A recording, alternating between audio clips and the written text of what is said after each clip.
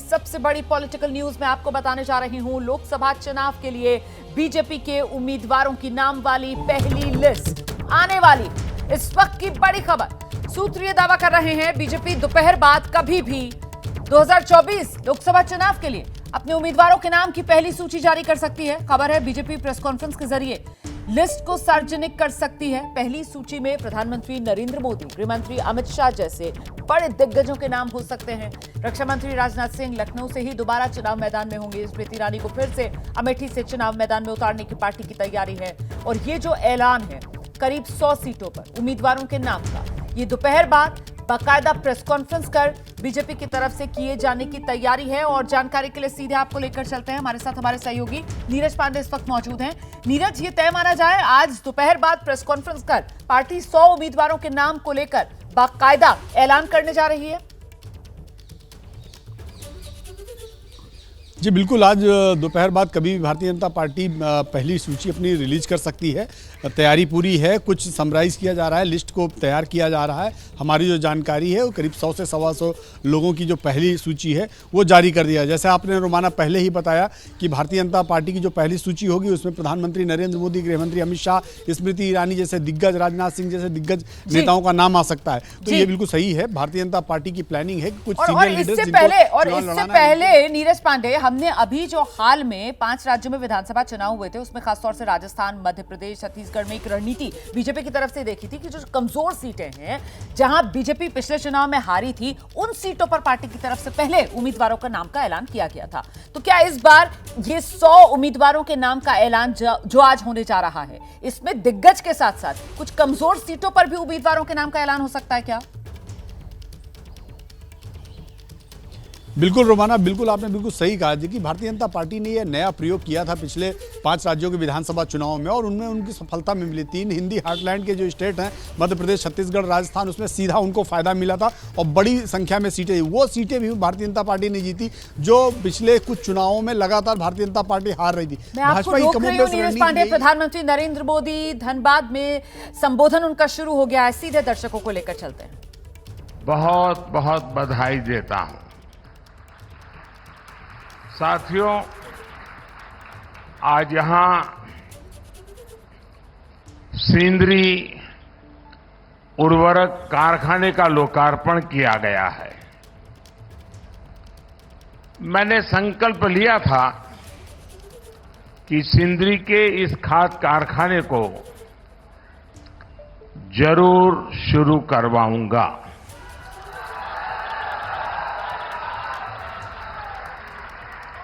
ये मोदी की गारंटी थी और आज ये गारंटी पूरी हुई है। मैं 2018 में इस फर्टिलाइजर प्लांट का शिलान्यास करने आया था।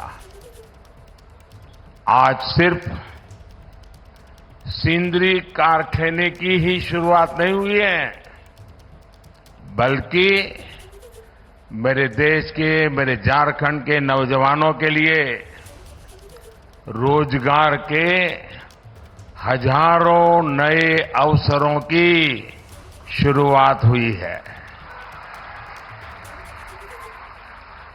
इस खाद कारखाने के लोकार्पण के साथ ही आज भारत ने आत्मनिर्भरता की ओर भी एक बड़ा कदम उठाया है। हर वर्ष भारत में करीब करीब 360 लाख मैट्रिक टन यूरिया की जरूरत होती है। 2014 में जब हमारी सरकार बनी तो उस समय देश में 225 लाख मैट्रिक टन यूरिया का ही उत्पादन होता था। इस बड़े गैप को भरने के लिए भारत में बड़ी मात्रा में यूरिया का आयात करना पड़ता था। इसलिए हमने संकल्प लिया कि देश को यूरिया के मामले में आत्मनिर्भर बनाएंगे। हमारी सरकार के प्रयासों से बीते 10 वर्षों में यूरिया का उत्पादन बढ़कर 310 लाख मैट्रिक टन हो गया है। बीते 10 वर्षों में हमारी सरकार ने रामागुंडम, गोरखपुर, बरौनी इन फर्टिलाइजर प्लांट फिर से दोबारा शुरू करवाए। अब आज इसमें सिंदरी का नाम भी जुड़ गया है। तालचेर फर्टिलाइजर प्लांट भी अगले 1-1.5 साल में शुरू होने जा रहा है। और मुझे पक्का भरोसा है, देश की जनता पर भरोसा है कि उसके उद्घाटन के लिए भी मैं जरूर पहुंचूंगा।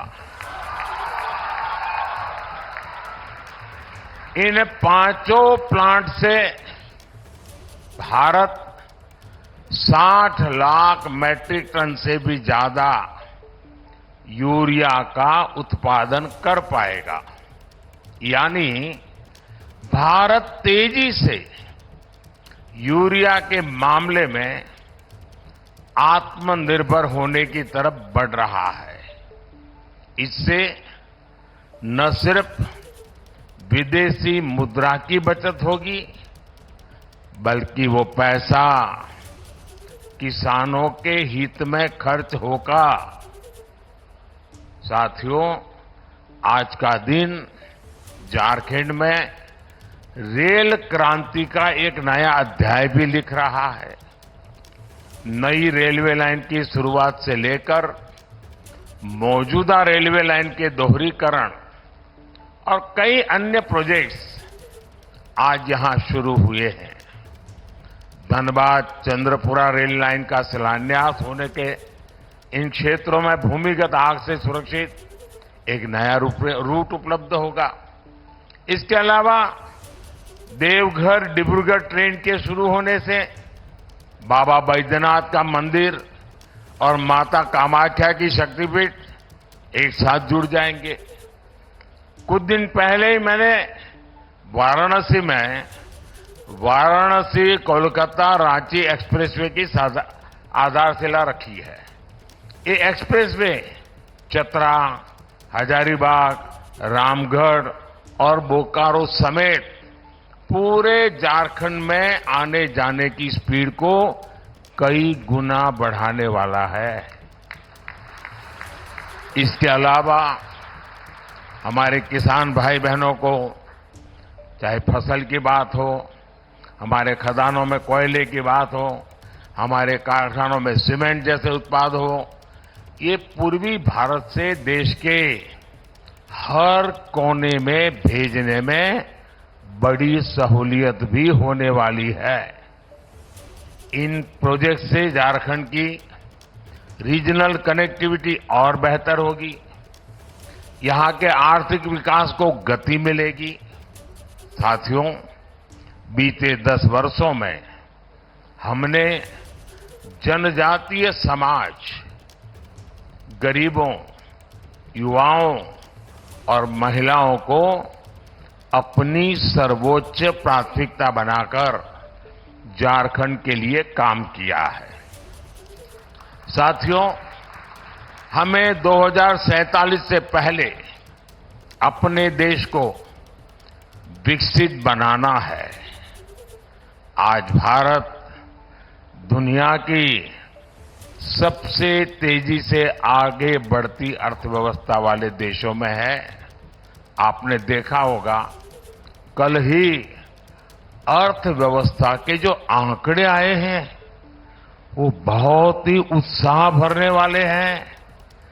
भारत ने सारे अनुमानों से और बेहतर प्रदर्शन करते हुए अक्टूबर से दिसंबर के क्वार्टर में 8.4%, 8.4% की विकास दर हासिल करके दिखाई है। ये दिखाता है कि भारत का सामर्थ्य कितनी तेजी से बढ़ रहा है। इसी गति से आगे बढ़ते हुए ही हमारा देश विकसित बनेगा और विकसित भारत के लिए झारखंड को भी विकसित बनाना उतना ही जरूरी है। केंद्र सरकार इस दिशा में हर तरह से झारखंड को सहयोग कर रही है। मुझे विश्वास है कि भगवान बिरसा मुंडा की यह धरती विकसित भारत के संकल्पों की ऊर्जा शक्ति बनेगी। साथियों,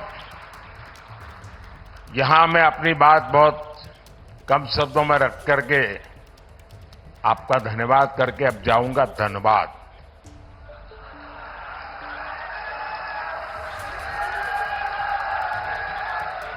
तो वहां मैदान भी जरा खुला होगा, माहौल भी बड़ा गर्मा गर्म होगा, सपने भी मजबूत होंगे, संकल्प भी तगड़े होंगे। और इसलिए मैं जल्द से जल्द आधे घंटे के भीतर धनबाद जाकर के वहां से झारखंड को और देश को अनेक और बातें भी बताऊंगा। एक बार फिर आज की सभी योजना के लिए आप सभी को ढेर सारी शुभकामनाएं। बहुत बहुत धन्यवाद। जोहार। तक बड़ी खबर उत्तर प्रदेश से आ रही है। देखिए, उत्तर प्रदेश में योगी सरकार का बहुत जल्द कैबिनेट विस्तार होने वाला है। इसी को लेकर गहमागहमी तेज हो गई है। अभी की बड़ी खबर यह कि मुख्यमंत्री योगी आदित्यनाथ ने कुछ देर पहले राज्यपाल आनंदीबेन पटेल से मुलाकात की है और सूत्रीय जानकारी दे रहे हैं। मंत्रिमंडल विस्तार को लेकर यह मुलाकात हुई है। 6 नए मंत्री शामिल किए जाएंगे इस मंत्रिमंडल विस्तार में। हम सीधे आपको लेकर चलते हैं। हमारे साथ हमारे सहयोगी संजय त्रिपाठी इस वक्त मौजूद हैं। जरा जानते हैं संजय त्रिपाठी से, कब तक अनुमान लगाया जा रहा है कि यह मंत्रिमंडल विस्तार उत्तर प्रदेश में हो सकता है? संजय। रोमाना, जिस तरह से आज राज्यपाल और मुख्यमंत्री योगी की मुलाकात हुई है, उसके बाद ये जो हमारे सोर्सेज बता रहे हैं, उनका ये दावा है कि बहुत जल्द मंत्रिमंडल विस्तार होगा और मंत्रिमंडल में आरएलडी के 1 से 2 मंत्री हो सकते हैं। इसके अलावा ओम प्रकाश राजभर को मंत्री बनाया सकता है और साथ ही साथ भारतीय जनता पार्टी के भी कुछ मंत्रियों को, कुछ विधायकों को मंत्री बनाया सकता है। तो ये मंत्रिमंडल विस्तार, जैसा कि एबीपी न्यूज ने पहले भी खबर दी थी कि 10 तारीख से पहले होगा। आज की मुलाकात से ये एक नाम जो मुझे यहाँ पर आपका नहीं लेना खटका है, वो दारा सिंह चौहान का नाम है। ओम प्रकाश राजभर का नाम आपने लिया, आरएलडी के कोटे से आप कह रहे हैं, मतलब जयंत चौधरी की पार्टी के कोटे से आप कह रहे हैं, जिसके 9 विधायक हैं, 1 से 2 मंत्री बनाए जा सकते हैं। दारा सिंह चौहान इंतजार में तो वो भी हैं। देखिए रोमाना, मैंने कहा ना, 2 कैबिनेट मंत्री, एक आरएलडी कोटे का हो सकता है और एक ओम प्रकाश राजभर का कैबिनेट मंत्री बनना तय है। जो 3 राज्य मंत्री बनेंगे उनमें से एक नाम दारा सिंह चौहान का हो सकता है, ऐसा हमारे सोर्सेज का दावा है। अभी खुल करके बहुत सारी चीजें सामने नहीं आई हैं, लेकिन जो आज की मुलाकात है राज्यपाल आनंदीबेन पटेल और मुख्यमंत्री योगी आदित्यनाथ की, वो बेहद अहम है और उन सरगर्मियों को बहुत तेजी देती है जो मंत्रिमंडल विस्तार के लिए लगातार चल रही थी। बहुत शुक्रिया संजय त्रिपाठी इस तमाम जानकारी के लिए। और ऐसे में अब वो सवाल जिसको लेकर हम चर्चा करेंगे, वरिष्ठ पत्रकारों का पैनल आप देख रहे हैं हमारे साथ मौजूद है। सवाल आपके सामने ले आते हैं टेलीविजन स्क्रीन पर। उत्तर प्रदेश में जिस तरीके से मंत्रिमंडल विस्तार को लेकर अब अटकलें तेज हो गई हैं, इसी से जुड़ा सवाल। मंत्रिमंडल विस्तार की बारी, सहयोगियों की लगेगी लॉटरी। 80 में से 80 स्ट्राइक रेट हासिल करने के लिए सहयोगियों को खुश करने का वक्त आ गया। देखिए, चुनाव से पहले आमतौर पर इस तरह के मंत्रिमंडल विस्तार की कवायद होती है। जो 2 नाम अभी आपने अपनी भूमिका में लिए, दारा सिंह चौहान और ओम प्रकाश राजभर, इनके बारे में मुद्दतों से चर्चा चल रही है कि ये योगी मंत्रिमंडल में शामिल हो सकते हैं। ये एक तरह से इनके बारे में मजाक भी चल रहा है कि ये परमानेंट मिनिस्टर इन वेटिंग है। बहुत दिनों से ये खुद भी जगह जगह जाके दावा करते हैं कि अब देखिए अगली बार होगा, अगले महीने हमारा होने वाला है, अगले महीने हमारा होने वाला है, लेकिन नहीं हो पाता है। जो घोसी चुनाव हुआ था, घोसी चुनाव जिताने की जिम्मेदारी तकरीबन अनौपचारिक रूप से ओम प्रकाश राजभर ने ली थी और वहां पे जमे भी रहे, खूब उन्होंने प्रचार भी किया, लेकिन संयोग से मायावती का जो वोट था वो भाजपा की तरफ जाने की बजाय वो गठबंधन की तरफ चला गया। घोसी चुनाव में भाजपा हार गई, उससे थोड़ी सी भाजपा की किरकिरी भी हुई, तो उसकी वजह से उनका और भी ज्यादा महत्व कम हो गया और उनको और भी नहीं लिया गया। लेकिन अब शायद चूंकि लोकसभा चुनाव बहुत नजदीक है और बहुत लंबे अरसे से कई बार इनकी अमित शाह से मुलाकात भी इन लोगों की हो चुकी थी, तो इन लोगों को हो सकता है ले लिया जाए, ज्यादा संभावना ऐसी की है। और जो नए बावजूद दारा सिंह चौहान को एमएलसी बनाया गया बीजेपी की तरफ से, और ऐसे में अब मंत्री पद से नवाजने की समय घड़ी आ गई है। अक्कू जी? नहीं, बिल्कुल आ गई है। देखिए, असल में अभी भी वहाँ पर उत्तर प्रदेश में 7 और मंत्री बन सकते हैं, 53 है, 60 हो सकते हैं, 1-2 छोड़ा जाएगा और उसमें दारा सिंह चौहान को बनाए जाने की ज़्यादा संभावना और ओपी राजभर की भी है। ओपी राजभर को आज की तारीख में इग्नोर करना बीजेपी के लिए ठीक नहीं होगा और वैसे भी बीजेपी के वो इस समय हनुमान बन करके घूम रहे हैं जगह जगह। उस पर अभी जब राज्यसभा का जो चुनाव हुआ था उसमें भी उनकी बड़ी भूमिका थी, राजा भैया को लाने की उनकी भूमिका थी, तो इस लिहाज से वो उनको आना है लगभग पक्का। अब लगभग ही इसलिए कह सकते हैं क्योंकि करने वाले और कराने वाले हम लोग नहीं है, लेकिन उम्मीद जरूर है। आरएलडी को भी रिटर्न गिफ्ट मिलने की तैयारी। देखिए रोमाना जी, बिल्कुल 2 चीजें बिल्कुल निश्चित है। पिछले बार 2019 में राजभर के चलते, मैं नहीं कहता कि एग्जैक्टली राजभर के नाते, पूर्वांचल की 7 सीटों पर बीजेपी हार गई थी और राजभर से मेरी बातचीत हो रही थी एक वहाँ पे, तो राजभर ने कहा, मैंने कहा क्या फ़र्क पड़ेगा आपके आने से, तो राजभर ने कहा कि जो 7 सीटें मैंने बीजेपी को हरवाई थी वो 7 सीटें जोड़ लीजिए तो बीजेपी 70 हो जाती है। और मैंने कहा बाकी सीटें 10 सीटें, उन्होंने कहा चूँकि अखिलेश और मायावती उस समय थे, अब अलग हैं, तो 10 और जोड़ लीजिए। तो ये पक्का है कि राजभर को निश्चित रूप से इसमें शामिल किया जाएगा उनकी पार्टी को। दूसरी बात है कि पूर्वांचल भी ठीक हो जाएगा बीजेपी का और पश्चिमांचल जिसको कहते हैं कि ये जो आरएलडी का गढ़ है, तो हालांकि आरएलडी पश्चिम में बीजेपी की उतनी स्थिति नहीं रही, लेकिन अब जो आ गए हैं ये, तो बीजेपी सुनिश्चित करना चाहती है कि कोई गुंजाइश न रहे किसी तरह की। तो आप देखिए पूर्वांचल और पश्चिमांचल दोनों साथ रहे हैं आरएलडी ये इनके चलते। बाकी रही दारा सिंह की बात, तो वो हो सकता है अपने दम पर 80 में से 80 बीजेपी नहीं ला सकती है, इस बात का एहसास बीजेपी को है और इसी वजह से ये जो छोटे छोटे जातियों वाले दल हैं उनके साथ बीजेपी का ये गठजोड़, ताकि वो स्ट्राइक रेट 100% उत्तर प्रदेश में हासिल हो। मुझे लगता है रोमाना जी कि ये जो दमखम वाली बात तो मैं नहीं मानूंगा, लेकिन ये है कि एक सूझबूझ का प्रदर्शन है। हाँ। और उस सूझबूझ में तालमेल होना भी बहुत आवश्यक होता है। ये जो अभी आप कह रही हैं ये प्रस्तावित काफ़ी दिनों से था, लेकिन अब चुनाव है और सिर्फ लोकसभा का चुनाव नहीं, मुझे लगता है वहाँ विधान परिषद का भी चुनाव होना है और ऐसी परिस्थिति में छोटे दलों के बड़े नेताओं को अपने साथ लाकर ये एक मैसेजिंग होता है कि देखिए हमारा जो हमारा हेगेमोनी है या जो हमारा दबाव है या जो हमारा वर्चस्व है वो बना हुआ है। तो मुझे लगता है कि भारतीय जनता पार्टी चुनाव को हमेशा सीरियसली लेती है, छोटा चुनाव हो बड़ा चुनाव हो, अब तो लोकसभा का चुनाव है। तो ऐसी परिस्थिति में जैसा रामलखन जी ने कहा कि पूर्व में, पश्चिम में, मध्य क्षेत्र में भी मुझे लगता है कि दो मंत्री बीजेपी के कोटे से भी शायद बनाए जा सकते हैं। तो ये सूचना है और ये मेरे ख्याल से इसी तरीके से आप एम्पावर भी करते हैं, इसी तरीके से आप समरसता का अपना परिचय भी देते हैं और बीजेपी चुनावों से पहले ये पूरी कोशिश करेगी कि इस प्रकार कोई भी किसी के पास कोई डिसेंट ना हो, जो भी दल हैं वो संयुक्त रूप से आए, मन से आए, ताकि जो ये कवायद है 80 सीटों की जैसा आपने कहा, उसको उस यज्ञ की प्राप्ति और वो जो यज्ञ है वो सही से संभव हो सके। डिसेंट की जो बात आपने कही है, वो डिसेंट जो है वो कहीं ना कहीं किसान आंदोलन की वजह से थोड़ा बहुत नजर आ रहा था। वो डिसेंट जो है वो कहीं ना कहीं किसान, जाट, वोटर, पश्चिमी उत्तर प्रदेश वहां के लिए नजर आ रहा था और ऐसे में आरएलडी को भी अब जिस तरीके से मंत्रिमंडल विस्तार में जगह देने की खबर सामने आ रही है, योगी कैबिनेट का विस्तार, और सवाल यही कि 80 सीटों की बिसात, 80 सीटों की बिसात पर जहां एक चुनौती किसान आंदोलन की तरफ से खड़ी हो सकती थी, ऐसे में जयंत चौधरी को अपने पाले में ले आना वो नाराजगी कम करने वाला एक कदम।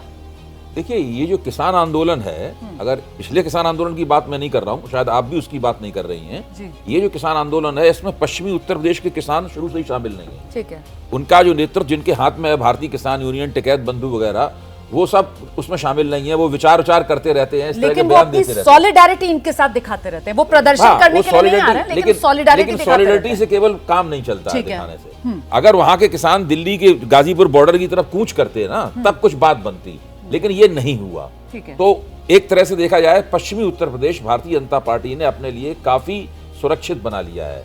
वहां पे देखिए, आप प्रमोद कृष्णम है, वो एक कांग्रेस के आधार स्तंभ हुआ करते थे संभल वाले इलाके में, तो आरएलडी को अपने साथ लाकर जयंत चौधरी को राष्ट्रीय लोकदल है, वो राष्ट्रीय लोकदल भी इनके साथ आ गया है। तो मेरे ख्याल से पश्चिमी उत्तर प्रदेश भारतीय जनता पार्टी के लिए काफी सुरक्षित हो गया है। पहले भी भाजपा सबसे पहले पश्चिमी उत्तर प्रदेश में ही वोट पड़ते हैं, सबसे पहले पश्चिमी उत्तर प्रदेश का ही नतीजा खुलता है, वो सब भाजपा वहां से जीतना शुरू करती है और पूरे उत्तर प्रदेश में सिलसिलेवार जीतती चली जाती है। ये हम लोग लगातार 2014 से तो ये कुनबा जो बढ़ाने का सिलसिला है, फिर से होने वाला है। तो सर मतलब ये जो कुनबा बढ़ाया जा रहा है, ये सिर्फ और सिर्फ जो विरोधी हैं, जो विपक्षी हैं, उनकी एकजुटता की हवा निकालने के लिए। बंगाल को लेकर बड़ी खबर आ रही है, बीजेपी के खेमे से जुड़ी हुई बड़ी खबर सामने निकल कर आई है। कांथी सीट से चुनाव नहीं लड़ेंगे शिशिर अधिकारी। आप सोच रहे होंगे शिशिर अधिकारी मतलब शुभेंदु अधिकारी के पिता हैं शिशिर अधिकारी। बढ़ती उम्र के कारण शिशिर अधिकारी ने यह फैसला लिया है कि वो कांथी लोकसभा सीट से चुनाव मैदान में नहीं उतरेंगे।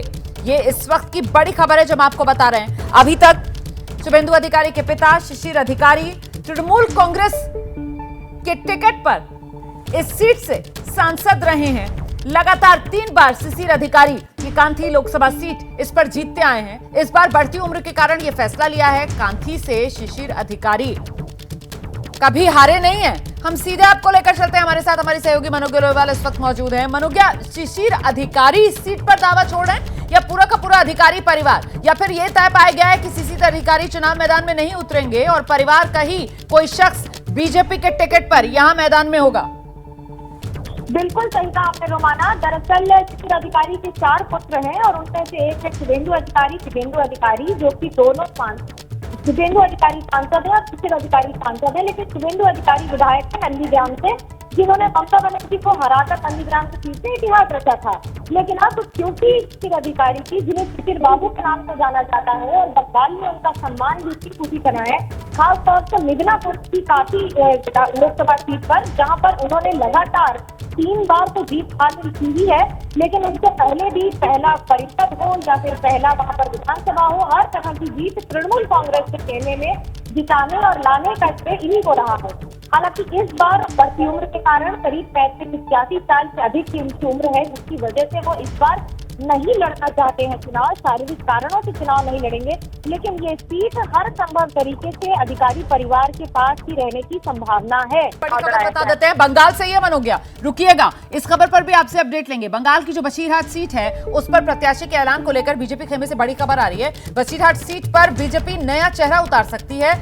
आंदोलन करने वाली किसी कार्यकर्ता को चुनाव मैदान में उतारा जा सकता है बीजेपी की तरफ से। आंदोलन करने वाला मतलब ये जो बसीरहाट लोकसभा सीट है ना, जहां से फिलहाल टीएमसी की सांसद नुसरत जहां है, टीएमसी का गढ़ इस बसीरहाट इलाके को माना जाता है। जितनी विधानसभाएं आती हैं सब में टीएमसी के ही उम्मीदवार जीते हैं और इन्हीं में से एक विधानसभा सीट जो है, जो बसीरहाट लोकसभा में पड़ती है, वो है संदेशखाली। और संदेशखाली को लेकर ही इस वक्त बिहार की सियासत गर्म है। ऐसे में संदेशखाली में आंदोलन करने वाला बीजेपी का कोई चेहरा, उसको पार्टी की तरफ से लोकसभा चुनाव मैदान में उतारा जा सकता है। मतलब बसीरहाट लोकसभा सीट पर कम से कम संदेशखाली का सियासी संदेश बुनाया जा सके, इसी की तैयारी में बीजेपी मन हो गया। बिल्कुल, देखिए संदेशखाली के आंदोलन में कई नेताओं की बड़ी भूमिका रही है। उसमें शुभेंदु अधिकारी हैं, कृष्णेंदु मुखर्जी हैं, उसके साथ बहुत सारे ऐसे स्थानीय कार्यकर्ता हैं, खासतौर से महिला कार्यकर्ता, जिन्होंने इस आंदोलन को इस राष्ट्रीय स्तर पर पूरी तरह से संभव कर दिया है। और ममता सरकार को बैकफुट से लाया गया है बार बार। ये भी माना जा रहा है कि सिंदूर नंदीग्राम के बाद संदेशखाली सबसे बड़ा संग्राम है, जिसमें जमीन अधिग्रहण से लेकर या जमीन पर कब्जे से लेकर महिलाओं पर हो रहे अत्याचार के खिलाफ खुद स्थानीय जनता खड़ी हो गई है। जब स्थानीय जनता इसका विरोध कर रही है तो बीजेपी ये भी बखूबी जानती है कि पिछली बार नुसरत जहां, जो कि तृणमूल कांग्रेस की सांसद है वहां से, उनके खिलाफ सायंतन बासु को रखा गया था, लेकिन परास्त हो गए थे और नुसरत जहां ने बहुत बड़े मार्जिन से तृणमूल कांग्रेस के खाते में ये सीट दर्ज की थी। अब संभव ये है कि किसी न किसी स्थानीय कार्यकर्ता को, जो कि बीजेपी पहले भी बंगाल में करती रही है, जरूरी नहीं है किसी बड़े चेहरे को उतारा जाए, लेकिन संभव यह है किसी आंदोलन के ही बड़े चेहरे को उतार दिया जाए जमीन पर, जिससे कि पार्टी के लिए जिसने लड़ाई की है जी, वही चेहरा इस बार पार्टी के सामने भी हो। बिल्कुल। तो करीब 3.5 लाख वोटों के अंदर से बसीरहाट सीट नुसरत जहां टीएमसी की उम्मीदवार थी 2019 में, उन्होंने ये जीत दर्ज की थी और इस बार इसी बसीरहाट लोकसभा सीट को लेकर बीजेपी संदेश खाली के जरिए कहीं न कहीं सियासी जमीन तलाशने की तैयारी में। इस बीच एक और बड़ी खबर आ रही है। बीजेपी की पहली लिस्ट को लेकर जानकारी सामने आई है। प्रत्याशियों के नाम तय करने से पहले बाकायदा होमवर्क किया गया है, ये सूत्र बता रहे हैं। मौजूदा सांसदों के काम का सर्वे कराया गया, अलग अलग नेताओं को बुलाया गया, उनसे फीडबैक लिया गया। नमो ऐप के जरिए भी जो सांसद हैं उनके काम की जानकारी ली गई है। जनता के बीच छवि कैसी है, जनता के बीच काम को लेकर फीडबैक क्या है, सबका ख्याल रखा गया है। एक सीट पर 4 चेहरों का चयन, चारों चेहरों के बारे में जानकारी ली गई। 3 नाम का पैनल कमेटी में रखा गया। मंथन के बाद ही प्रत्याशियों पर मोहर। सीधे आपको लेकर चलते हैं, अंकित गुप्ता हमारे साथ मौजूद है। मतलब अंकित, पूरी एक्सरसाइज की गई है उम्मीदवारों के नाम पर मोहर लगाने के लिए पार्टी के भीतर। रोमाना, और ये एक्सरसाइज अभी नहीं की गई है, ये पिछले 3-4 महीने से लगातार की जा रही थी। जब एक तरफ जो है विपक्षी जो संगठन है, जो इंडिया गठबंधन की बात करें, तो वो जहां पर जो है सीट शेयरिंग की लगातार बात कर रहा था, बैठकों की बात कर रहा था, तो वहां पर बीजेपी ने अपनी जो तैयारी शुरू कर दी थी। और जैसी हमारे पास में जानकारी है, बाकायदा अलग अलग सांसदों को, अलग अलग नेताओं को, अलग अलग जो सांसद हैं, जो राज्यसभा सांसद हैं, उनको लोकसभा सांसदों के क्षेत्र में भेजा गया, अलग अलग जो है मंत्रियों के क्षेत्रों में भेजा गया और कहा यह गया कि आप फीडबैक लेकर के आइए कि जनता क्या सोचती है, कार्यकर्ता क्या सोचते हैं, और उसके आधार पर बाकायदा फीडबैक लेकर के एक लिस्ट तैयार की गई थी। वहीं नमो ऐप के जरिए भी जानकारी हासिल की गई है और उन सबका आकलन करने के बाद ही अब प्रत्याशियों के नाम पर चर्चा हुई और अब फाइनल किया जा रहा है। बहुत शुक्रिया आपका इस तमाम अपडेट के लिए। हम छोटे से ब्रेक के लिए यहाँ पर रुक रहे हैं, फौरन लौट रहे हैं, रहिए हमारे साथ।